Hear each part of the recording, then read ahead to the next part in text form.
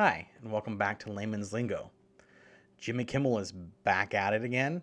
TPUSA has its first event since the assassination, and the question comes up is, what is truth?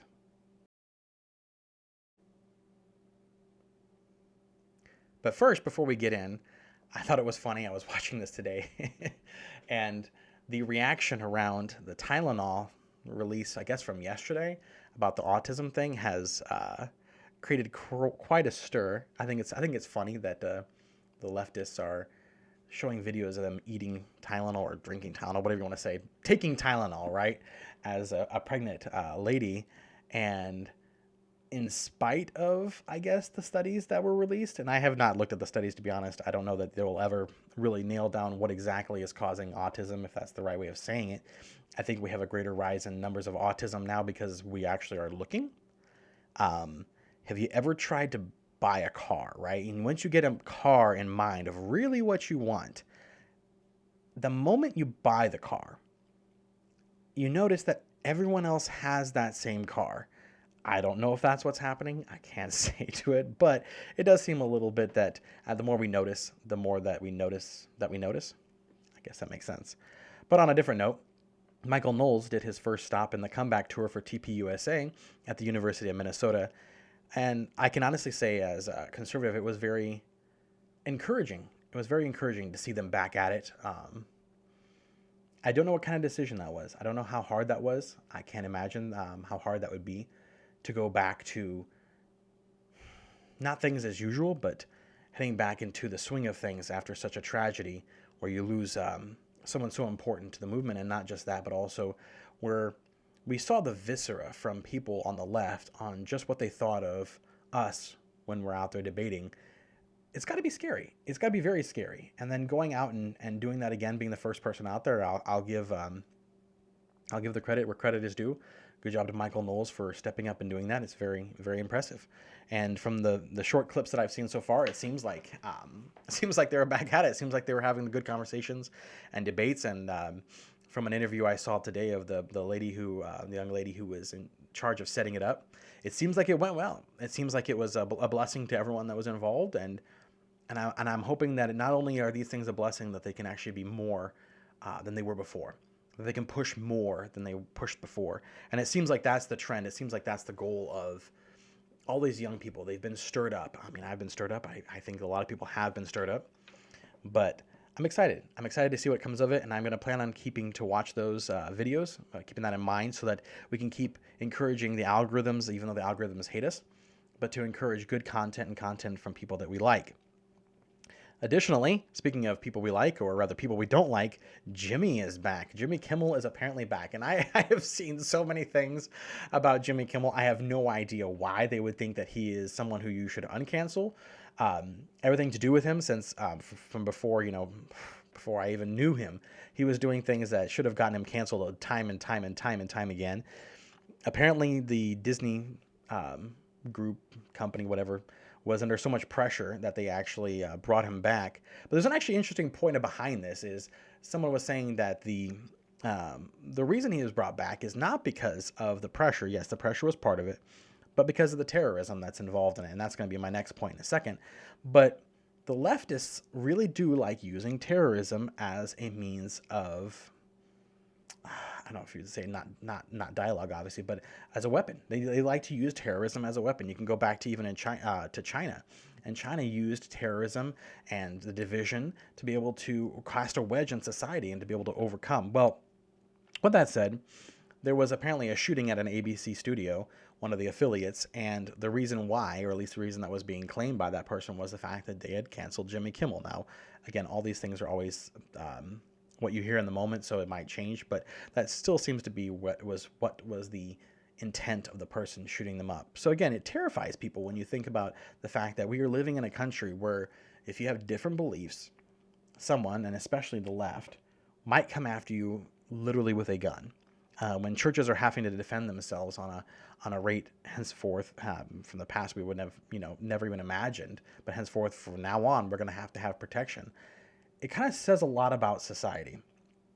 On that note of leftist terrorism in America, there is a very interesting trend that is going on with how police and law enforcement agencies in general, or prosecutors and so on, actually mark down what is being done by leftists versus conservatives, or even not even conservatives, but people on that are even slightly on the right.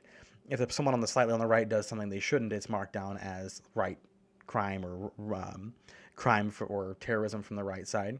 But whenever the leftists do it, somehow they can never figure out the motives. Oh, this wasn't politically motivated. This person was just crazy. Oh, this person wasn't politically motivated. He was just anxious. And they can always find a reason for why, for some reason, the leftists don't fall into that category. I remember there was a statistic brought up by, I think it was a CNN anchor, and he was talking about how 70-something% or more, was it 90% of crime that was done, or not crime, but what do you call that? Not terrorism, but kind of like along those lines, was done by the right. And I'm like, wait a second, what? From what I can remember, we weren't the ones shooting up the congressman ball game. We weren't the ones that were, killing the opponents of our debates. So how in the world is that number the way it is? And something that one of the commentators showed was the fact that they take them, and all these crimes that are out there that happen, they will reassign the designation so that it doesn't fall under political crimes. And I got to ask you a question. And if you're afraid to speak about what you believe, there's probably two reasons for that. One is that what you believe is so horribly atrocious that you shouldn't be saying. And if that's the case, then maybe you need to revisit the morals and the ethics and your beliefs in your life. Or two, if you're afraid to speak, it's probably because you've been made to be afraid to speak. And I think we're getting to a spot right now in America where that's going to cease to be the case for the right. I think that we now realize just how important free speech is, and we're going to be less and less afraid. And I encourage you to be less and less afraid if that's the case. But then the question becomes, if we are afraid to speak, why are we afraid to speak? Is our side the side out there causing riots and causing billions of dollars in damage because someone was killed? Or was our side the one that had the vigils? Is our side the one that has the prayers? Is our side the one that has the worship services? And again, I'm not down for the style of worship, obviously. But at the same time, which side are you going to pick? If you have to pick a side, which side would you be drawn to? And the fact that there's actually people in news coming out and saying that they see the memorial held for Charlie Kirk, and saying that nothing there that they saw was something that they wanted in the country, and that they'd rather go to another country rather than live in a country where something like that can go down. Something like what? A memorial where people are praising the person who died, giving honor and respect to them? I mean, even some of the worst people in the world, when they have their funerals, they'll say good things about them at the funeral. That just kind of makes sense. Duh, you try to remember the person for the best you can, let alone for someone who actually was good and left a great legacy. And then all the love and outpouring that was going on in that memorial. How can you say that's not something you'd want in your country? I don't know. It's crazy that we are so diametrically opposed in our country that they can't see why that's such a big deal to be opposed to something like that. Or another way to phrase it, I guess, is why?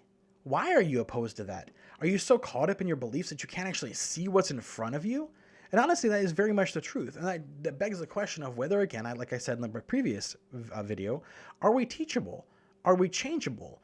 Or are we stuck so we just cannot see anything in front of our faces? There was an interview that Katie Hopkins had with Glenn Beck. And Katie Hopkins is a comedian in England. And this is kind of where I wanted to end today's video. But Katie Hopkins brought up a great point where she said, because the laws are so unclear in England, a lot of times she doesn't know what's going to be illegal and what's not going to be illegal when she says things. And so she made a statement that she felt like what she was doing was right, and so she had to go off of her feelings.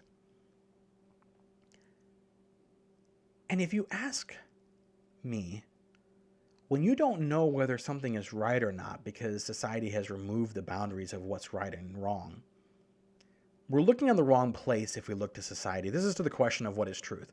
And truth is the morals and the beliefs and the history of authenticity that we get from the Bible. When you take society away from the Bible, the question becomes, what is truth? And when you can make that statement of what is truth, or make that question rather, what is truth, and you get to make your own truth, then it simply becomes there is no truth. If you have to question who is an authority, then there is no authority. And when we take away the authority of our beliefs and of God and the rights that he gives us, as was so clearly and eloquently stated in our Declaration of Independence, the rights that are given to us by God, those inalienable rights. If we don't have a basis for truth, there is no truth. And we have to make sure that the truth is not only a basis that we live on, but it's a clear basis that we live on. And we have to make sure that we understand that if we stop sharing what is truth when it comes to our beliefs in God's word and in the Bible, which has built this foundation of our society on those values, if we stop looking to that, then that's where you get to a point where men can be women and women can be men.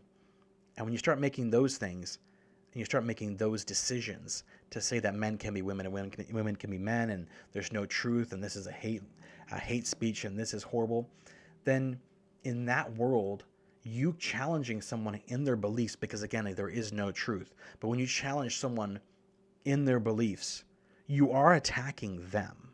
In that belief, you're attacking them. And then because since you are attacking them, they do have the right to kill you. That's the world that they are wanting us to live in.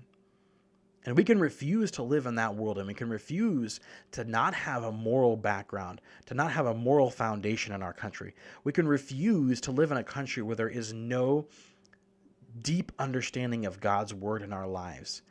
Because remember, once you take God and his inalienable rights away, there is no truth. All I can say is we have to make sure we share the truth of God's word and the freedoms and rights that God has given us with those around us.